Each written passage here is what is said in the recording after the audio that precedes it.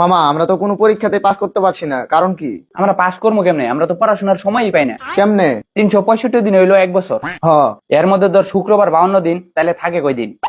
313 দিন। শীতকালীন, গ্রীষ্মকালীন, বর্ষাকালীন ছুটি ধর 50 দিন, তাহলে থাকে কয় দিন? 263 দিন। দৈনিক 8 ঘন্টা করে ঘুমাইলেও বছর 122 দিন ঘুমানো হয়, তাহলে থাকে কয় দিন? 141 দিন। দৈনিক যদি তুই 1 ঘন্টা করেও খেলাধুলার পিছনে সময় দেস, তারপরে বছরে 15 দিন চলে যায়।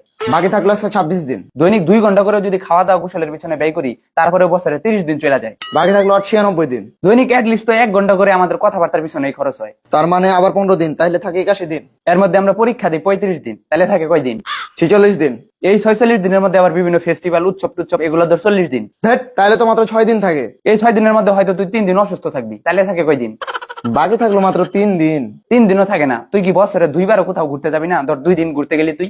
ছি, তাহলে তো মাত্র 1 দিন থাকে। হ্যাঁ, একদিন থাকে, তোর জন্মদিন। बिल्लो बग्गे बिल्लियां